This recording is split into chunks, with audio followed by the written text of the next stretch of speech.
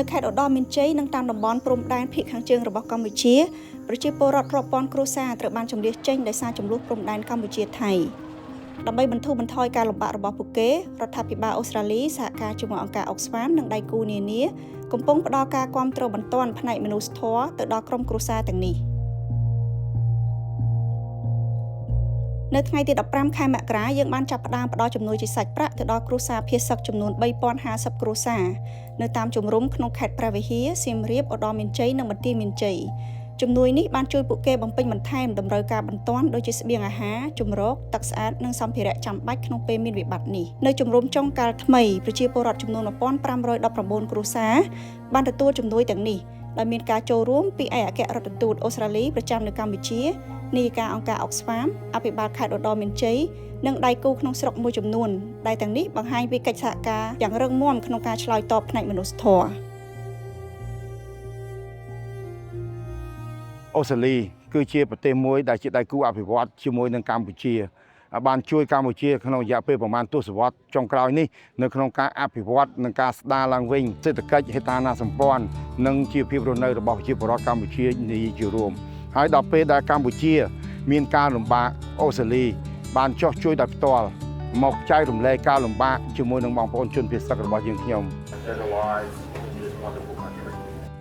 So like many in the international community, we saw the impacts that the conflict was having on Cambodian civilians and also on Thai civilians, so people on both sides of the borders.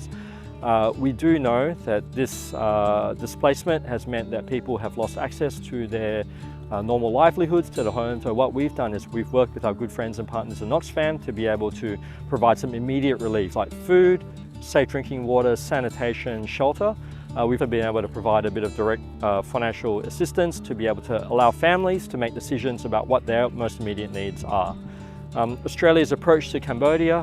has for decades been driven by partnership, by compassion, and also a desire to see a better future for the people of Cambodia. And so this aligns with that. It also aligns with our approach in the region. នៅពេលដែលយើងទាំងអស់គ្នាកំពុងតែឆ្លើយតបទៅនឹងតម្រូវការបន្ទាន់របស់បងប្អូននៅក្នុងជំរំជនភៀសសឹកយើងមើលឃើញពីសារៈសំខាន់បន្ទាប់នៅក្នុងការកសាងសន្តិភាពនិងស្ដារឡើងវិញនៅជីវភាពរស់នៅរបស់បងប្អូនប្រជាពលរដ្ឋហើយដែលទាំងអស់នេះគឺទាមទារឲ្យមានបទឈប់បាញ់ជាអចិន្ត្រៃយ៍ទាមទារឲ្យមានការទ្រទ្រង់ដើម្បីឲ្យប្រជាជនស្ដារឡើងវិញនៅជីវភាពរស់នៅរបស់ពួកគាត់និងការស្ដារនៅហេដ្ឋារចនាសម្ព័ន្ធដែលបានខូចខាតដើម្បីធ្វើយ៉ាងណាឲ្យសកម្មភាពសេដ្ឋកិច្ចនិងសង្គមបានត្រឡប់មកភាពប្រក្រតីឡើងវិញហើយអង្គការ Oxfam នឹងបន្ត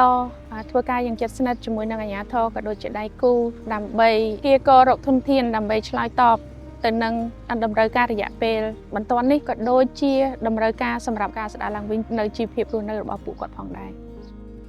ជំនួយសាច់ប្រាក់នេះជាផ្នែកមួយនៃកញ្ចប់មនុស្សធម៌ចំនួន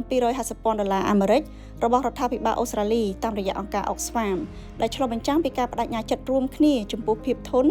ការស្ដារឡើងវិញនិងការអភិវឌ្ឍរយៈពេលយូរអង្វែងសម្រាប់សហគមន៍រងគ្រោះ។